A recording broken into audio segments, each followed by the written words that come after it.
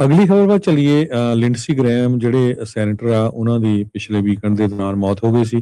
ਹੁਣ ਉਹਨਾਂ ਦੀ ਜਗ੍ਹਾ ਤੇ ਉਹਨਾਂ ਦੀ ਹੀ ਭੈਣ ਡਾਰਲਿਨ ਗ੍ਰੈਹਮ ਉਹਨਾਂ ਨੂੰ ਜਿਹੜਾ ਆ ਐਜ਼ ਏ ਸੈਨੇਟਰ ਸਹੁੰ ਚੁਕਾ ਦਿੱਤੀ ਗਈ ਹੈਗੀ ਆ, ਜਦੋਂ ਤੱਕ ਨੈਕਸਟ ਇਲੈਕਸ਼ਨ ਨਹੀਂ ਹੋਣੀਆਂ ਹੈਗੀਆਂ। ਸੋ ਡਾਰਲਿਨ ਗ੍ਰੈਹਮ ਨੌਰਡਨ ਉਹ ਹੁਣ ਨਵੇਂ ਜਿਹੜੇ ਸੈਨੇਟਰ ਆ ਉਹ ਹੋਣਗੇ ਸਾਊਥ ਕੈਰੋਲੀਨਾ ਤੋਂ।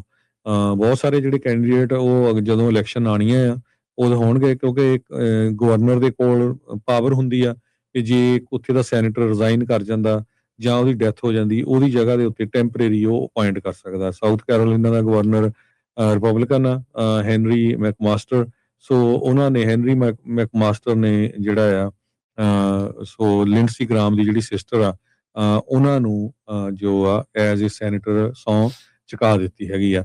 ਦੂਸਰੇ ਪਾਸੇ ਲਿੰਡਸੀ ਗ੍ਰਾਮ ਦੀ ਮੌਤ ਨੂੰ ਲੈ ਕੇ ਬਹੁਤ ਸਾਰੀਆਂ ਜਿਹੜੀਆਂ ਕੰਟਰੋਵਰਸੀਜ਼ ਵੀ ਚੱਲ ਰਹੀਆਂ ਹੈਗੀਆਂ। FBI ਇੱਕ ਵਾਰੀ ਫੇਰ ਉਹਨਾਂ ਦੇ ਘਰ ਗਈ ਆ ਉਹ ਪੂਰਾ ਇਨਵੈਸਟੀਗੇਟ ਕਰਨ ਦੇ ਲਈ।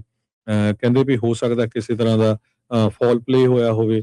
ਸੋਸ਼ਲ ਮੀਡੀਆ ਦੇ ਉੱਤੇ ਬਹੁਤ ਕੁਝ ਇਹ ਵਾਪਰਿਆ ਹੈਗਾ, ਪਰ ਪ੍ਰੈਜ਼ੀਡੈਂਟ ਟਰੰਪ ਉਹਨਾਂ ਨੇ ਇਹ ਕਿਹਾ ਆ ਵੀ FBI ਆਪਣਾ ਜਿਹੜਾ ਟਾਈਮ ਆ ਉਹ ਵੇਸਟ ਕਰ ਰਹੀ ਹੈਗੀ ਆ। ਉਹਨਾਂ ਨੂੰ ਇਹ ਜਿਹੜੀ ਆ ਇਨਵੈਸਟੀਗੇਸ਼ਨ ਨਹੀਂ ਕਰਨੀ ਚਾਹੀਦੀ।